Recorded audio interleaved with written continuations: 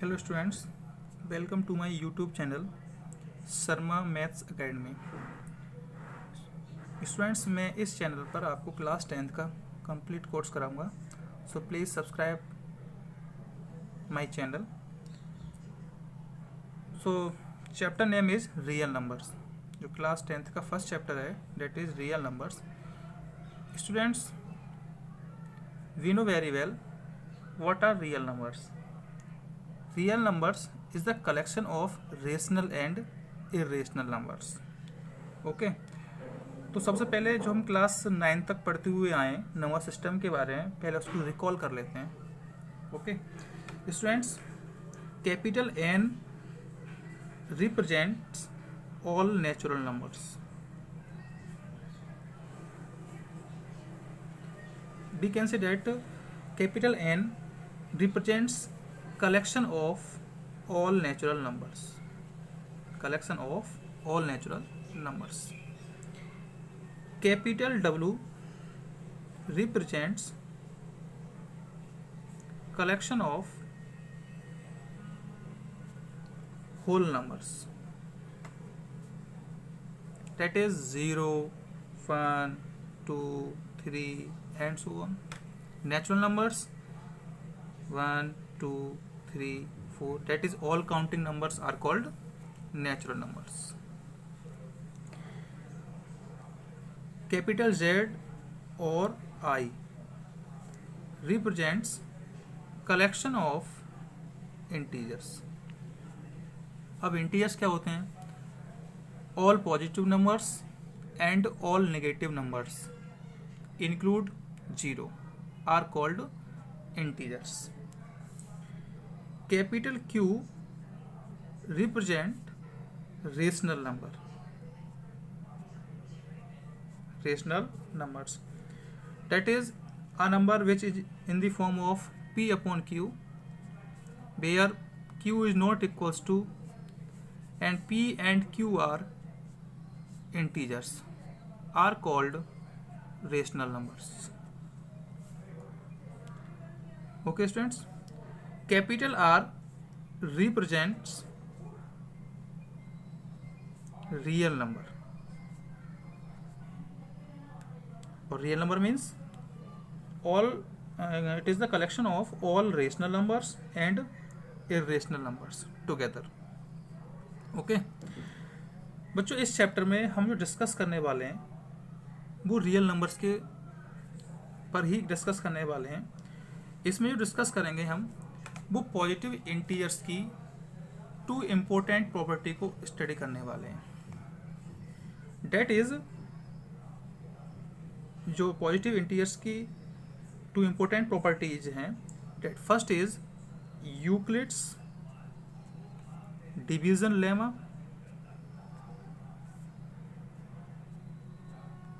and second is fundamental theorem of arithmetic.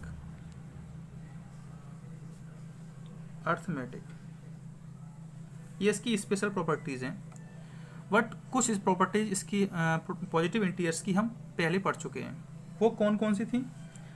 एक तो थी डिविजिबिलिटी ऑफ इंटीजर्स, वो पढ़ चुके हैं हम। सेकंड थी prime factorization of composite numbers, ये हम पढ़ चुके हैं। ठीक है, इसमें जो हम डिस्कस करने वाले हैं इस वीडियो में वो Euclid's division lemma. So start करते हैं Euclid divisions lemma. What is lemma? A lemma is a proven statement used for proving another statement. जो लेमा होता है एक प्रूव्ड स्टेटमेंट होता है ऑलरेडी, जिसका यूज अनदर स्टेटमेंट को प्रूव करने के लिए किया जाता है।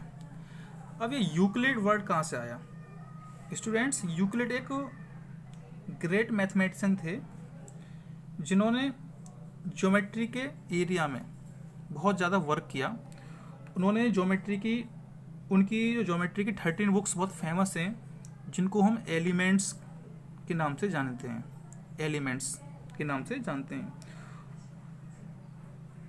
He made major contribution to the number theory also. Among this is the Euclid's lemma. जो नेम है वो क्या है, एक मैथमेटिशियन का नाम है, ठीक है। तो उन्होंने बताया था if a and b are two integers, a is not equals to 0 and there exists an integer q such that a is equals to vq, then we say that v divides a or a is divisible by b। a और b कोई दो integer ले लिए मैंने, जैसे suppose करो कि a की वैल्यू ले ली मैंने 4 और v की वैल्यू ले ली मैंने 2। There exist an integer q, ये एक इंटीजर को एग्जिस्ट करते हैं such that a is equals to b q, a is equals to v q. अब ये q क्या है स्टूडेंट्स, जब आप 2 से 4 को डिवाइड करेंगे तो 2 2 जा 4, रिमाइंडर क्या है इसमें 0। तो हम इस प्रोसेस को इस फॉर्म में नोट कर सकते हैं, that is a is equals to v q है। तो वी क्यू बी की a की वैल्यू क्या है 4, v की वैल्यू क्या है 2 और क्यूसेंट कितना है यहाँ पर 2। तो that is 4 is equals to 2 into 2। जो 4 जो होगा वो डिवाइजर और क्यूसेंट के प्रोडक्ट के इक्वल होगा, प्रोडक्ट के इक्वल होगा। तो यहाँ पर जो q की वैल्यू जो आई है वो क्या है, एक यूनिक इंटीजर है। यूनिक इंटीजर का मीन्स ये है कि जब आप 2 से 4 को डिवाइड करेंगे तो क्यूसेंट क्या आएगा 2 आएगा, 2 के अलावा और कोई क्यूसेंट नहीं आएगा। सो q is an unique integer. Okay students, अगर किसी केस में a b से कंप्लीटली डिवाइड नहीं हो रहा है, सपोज करो a की वैल्यू 5 ले लेते हैं और v की वैल्यू 2 ले लेते हैं। अगर 2 से 5 को डिवाइड करेंगे आप तो 2 2 जा 4, रिमाइंडर क्या आया इसमें 1 आया। तो ये 2, ये क्या q की वैल्यू है और ये क्या है हमारा रिमाइंडर आया, डेट इज r। तो ये दोनों क्या होंगे, एक यूनिक इंटीजर्स होंगे। जब 2 से 5 को डिवाइड करेंगे तो तब q की वैल्यू क्या होगी 2, डेट इज क्यूसेंट क्या आएगा इसमें 2 आएगा और रिमाइंडर क्या आएगा 1। ये दोनों क्या होंगे, एक यूनिक इंटीजर्स होंगे। और जो इस रिमाइंडर की वैल्यू जो है, इस रिमाइंडर की जो वैल्यू है वो इस डिवाइजर से लेस होगी, डिवाइजर से लेस होगी, बट 0 से ग्रेटर होगी, 0 से ग्रेटर होगी। ठीक है, समझ में आ रहा है आपके। मैं ये कहना चाह रहा हूँ कि जो रिमाइंडर होगा, यहाँ पे डिवाइजर क्या लिया था मैंने, v लिया था, और रिमाइंडर की जो वैल्यू आएगी वो b से तो स्मॉल होगी बट 0 से ग्रेटर होगी।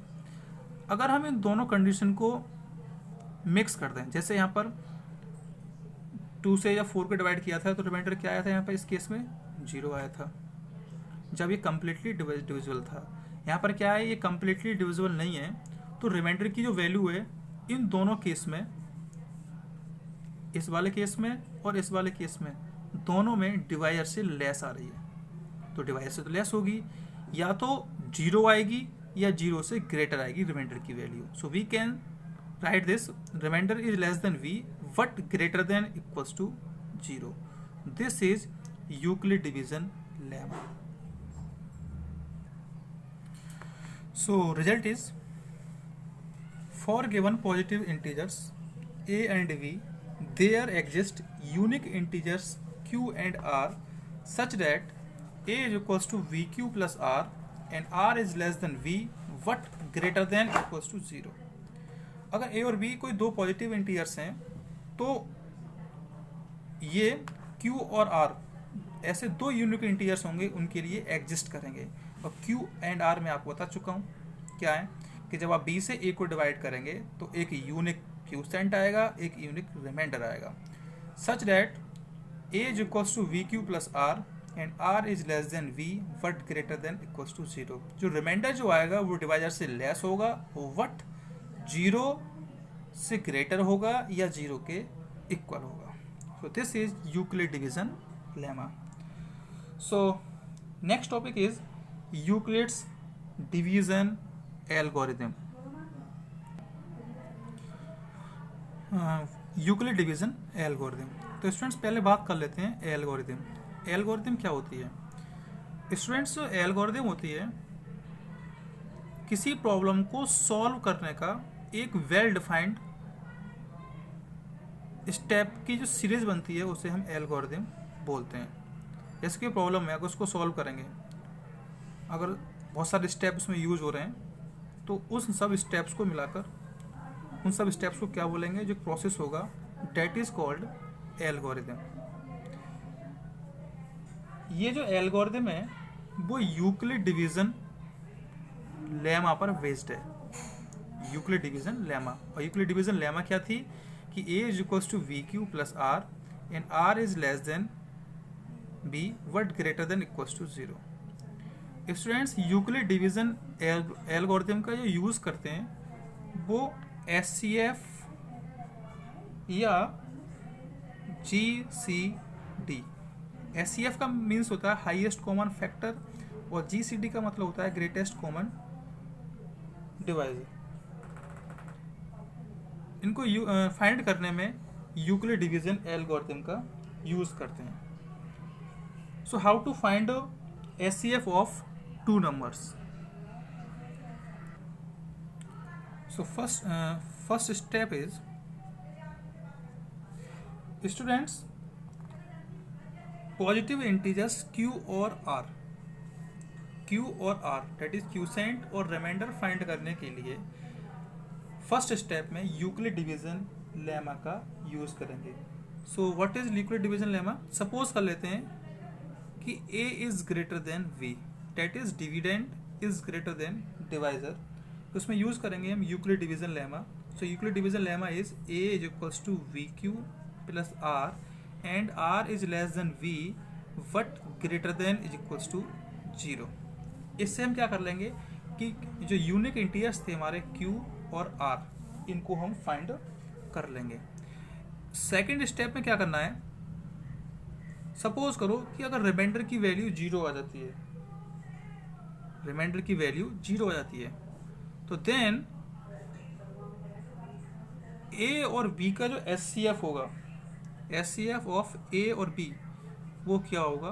v होगा। जैसे मैं कोई दो नंबर ले लेता हूँ, एक तो ले लिया मैंने 16, एक ले लिया मैंने 4, ठीक है।